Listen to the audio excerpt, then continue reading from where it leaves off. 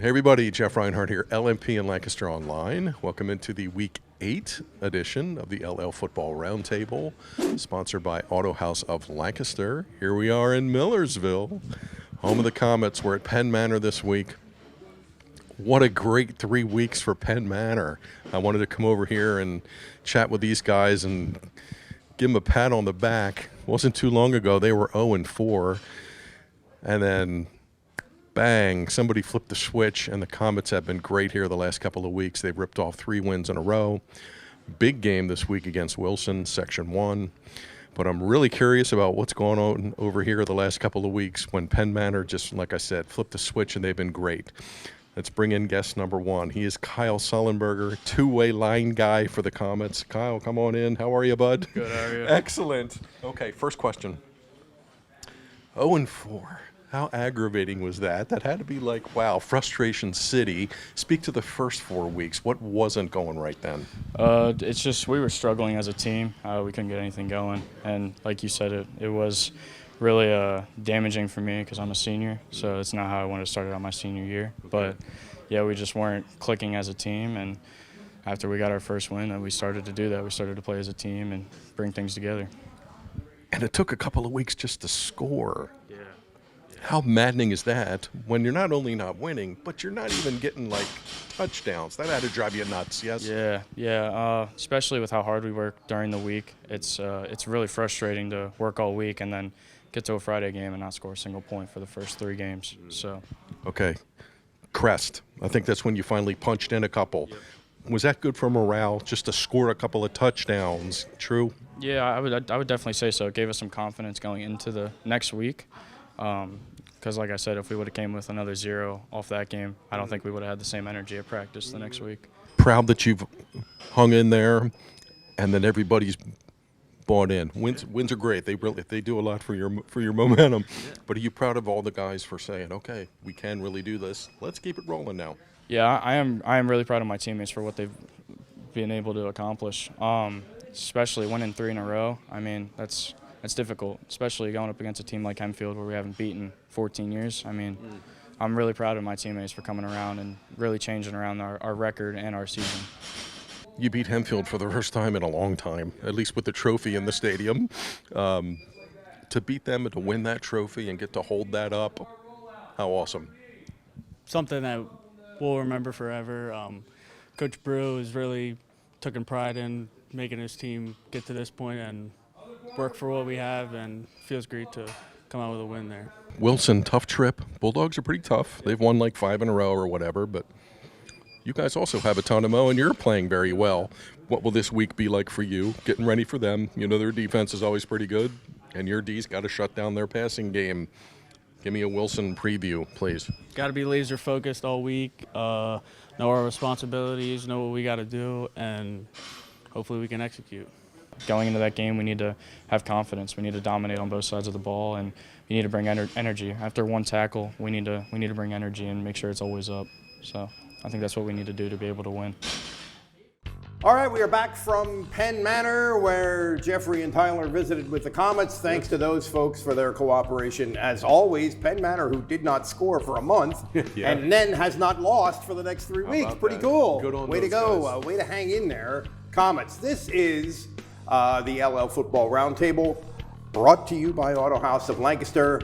I'm Mike Gross, hosting the proceedings. To my left is Jason Guarente. To my right, the Rhines.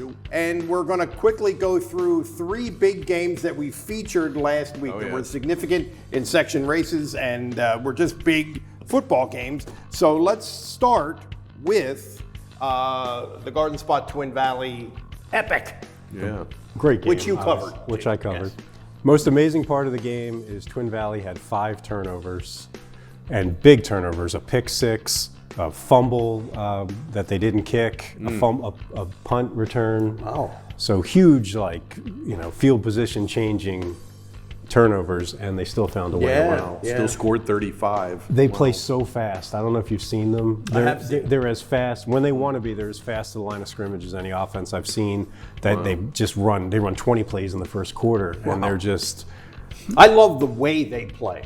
They have a really interesting, creative, varied style of play. And that lengthens the game. Now they get maybe 2 more possessions because they're playing so fast, and that's how you overcome all those mistakes. You know?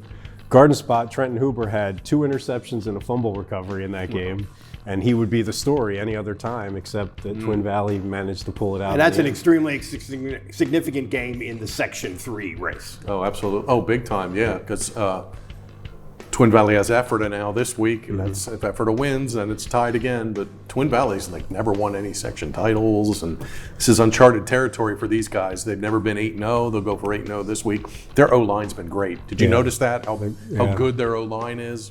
Their O-line's great, and they have those 2 running backs. Usually when you have 2 running backs, there's like a lightning and a thunder. They have 2 lightnings. Like they're both so fast. I mean, they have a lot of speed and huge up front. And it feels like they're going to break one every time. Any chance, you know. And they have that Ian Winchester playing at tight end, H-back, and he blocks, and every once in a while they give him the ball, and I mean, look out, like he's just a bull. The other one was, and this one was maybe a little bit of a surprise, in terms of how decisive it was in particular. At Catholic, Anvil Clayona, 35-21 over the previously undefeated Crusaders. Yeah, they lost their 16-game regular season unbeaten streak. This is my favorite box score line of the year. Go for it. 70 rushes for 388 yards.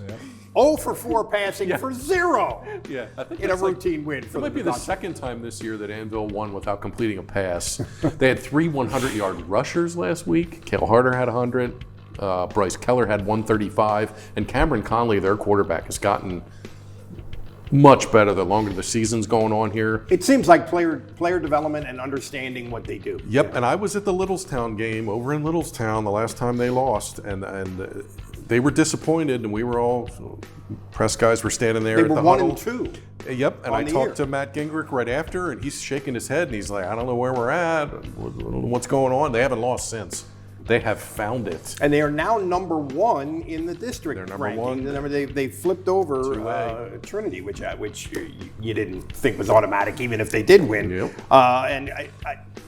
This Veer offense, it's so unusual. You're fascinated by that, are you? I am, but there's so few people, and I just want to point out, they lost to Elko, one of the very few other teams that run the Veer, week 2, 49-7. Yeah. So maybe there is something to be said for being familiar with this. Yeah, agreed 1,000% on that. And the other big deal from last week is Cocalico beating Wyomissing. Yep. Really an impressive performance by Cocalico. Jason, you're familiar with these guys. Yeah, I think that's the one that shows you where Cocalico is, right? Oh, yeah. I mean, last season they're district champs, but they're the 12 seed. This season, are they even better? Are they that much? And then you beat a team that's won 41 straight regular season games. And you think they are better than last year? And why? Up front, maybe a little bit. And this Aaron Longenecker's just exploded. Yeah. He had another pick six. Back-to-back weeks with pick 3 rushing touchdowns and a pick 3 six, rushing touchdowns. He's averaging like 17 yards a carry. They've really found that wing back kid. Plus Steffi up the guts, really good. Josh Meyer's come a long way at quarterback. I was talking to him on my way out there the other night, and he's a big quarterback, and he just bounces off of people.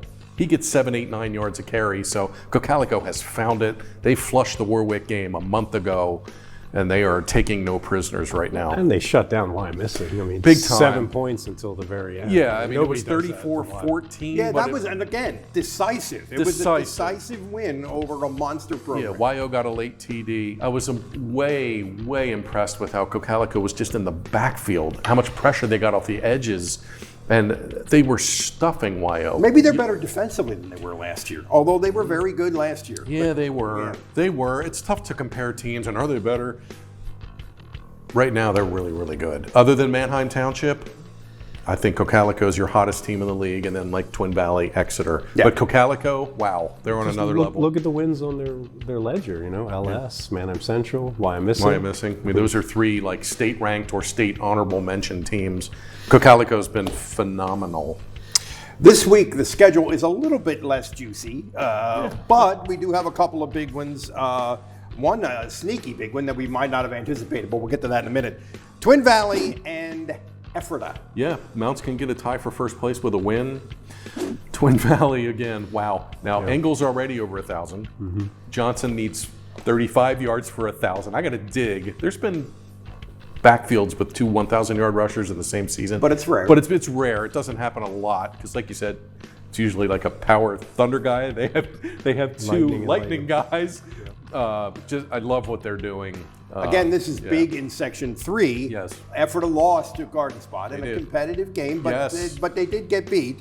And of course, Twin Valley beat Garden Spot barely last week. So there you go. Twin Valley name to watch: Luke Myers, middle linebacker. Freshman. Wow. 6 feet, 190. Plays middle linebacker. All over the field. He feels like he's in the middle of every play. Obviously, nice family connection there. And the other big matchup, is in Section 2. It's a team that we have not talked a lot about. No. Conestoga Valley is quietly having a really nice under the year. radar. Buckskins, 1 loss to Garden Spot by 1 point. Yeah. So CV's like this close from being undefeated. Jason did the preview of Soren Stoltzfus was the preseason story, Soren, right? A yes. lineman, and he was talking about imposing your will up front. Yeah. But it's really defense. 68 points allowed, 700 rushing yards in 7 games. It's pretty good. I haven't played the toughest schedule lately, but they shut out Solanco. And, you know, Twin Valley didn't shut down Solanco, so that's an impressive result. And then they have Jaden Johnson as their dual threat, catching the ball and running the ball. And I was at the Mannheim game last year at Route 2 Stadium, and it was a blowout. It was never competitive, 49-0. So this is where you see if CV can up the ante against Mannheim, and then they're at home against Exeter next week. Yep. And we don't want to, I can't believe I'm about to say this sentence, but we don't want to sleep on Mannheim Central. I know, really? Never in LL history has such a sentence been uttered. But it sounds like CV is closer defensively to them this year, maybe. Yep. But monster weapons for the Barons, right? Yeah, I could rattle off Central stats all day. This is a fun one. Aaron Enterline, the wideout, who we love his athleticism, 900 receiving yards already. Wow. So 100 for 1,000. Yeah, that's pretty Went good. over 2,000 career receiving yards last week. Wow. Zach Hahn had 6 touchdown passes last week. Central won its 600th career program win last week when they beat Lebanon. Right. So they go for 601 here. CV Central, when's the last time that this was like? Yeah. It's been a while. This used to be a game that we wrote about in the paper every day of the week, the run up to the game. It hasn't been like that for a while, but it's pretty intriguing. It has been. I got Contafio on this line. I got Williams on this line. Coaches. Yeah. It was like pro wrestling. It was something special, and so it's good to see it be something pretty cool. Absolutely. Potentially. And like Jason said, we'll see what CV's got here. Mannheim's only loss, that Calico loss, looks a little different now than it did in week 3. No, you're right. That's right. You're right. Yeah, I'm sure they don't want to hear that, but it does. That's reality. Yeah, all right, so we have 3 number 1 seeds in District 3. Yes. Anvil in AA, YO in 3A, and Manheim Township, who we haven't talked about that much this week, but I mean they keep rolling. I'm running out of things to talk about Yeah, with Township. I don't know what to say anymore. They're really good. Let's sort of all file about that the away playoffs for the postseason. See you in week 11, Township. And the one other thing that we want to mention, because it's news, is that David Palapali, the USC-bound defensive lineman, actually two-way lineman for Hempfield, is done for the year for disciplinary reasons. Hempfield, a lot of things have gone askew for that program this year, and no more David Palapali as a high school player. All right, Ryan, where are you going this week? I am gassing up the car. I'm making a trip to Clinton County. Garden Spot at Central Mountain, non-league game. Hey, we have coverage issues, and we pride ourselves on covering every game. So we have to get to Garden Spot Central Mountain, and I volunteered. This is really priding yourself on I covering. am. So I'm going to go see the Spartans and see if they snap back from Twin Valley. Well, if you're not here next week, we'll know what happened to you. We know what happened, but we won't know where to find you. Out there. Somewhere in Clinton County. So Really? yeah, Really? I'll see you in Mill Hall on Friday. Jason. I am at Mannheim CV. Which should be interesting. All right, gang, that's it. Week 8. Wow. Holy moly. Got that This right. has been the LL Football Roundtable, brought to you by Auto House of Lancaster. Mike Gross for Jason Quarente, for Jeffrey Reinhardt. We will see you later.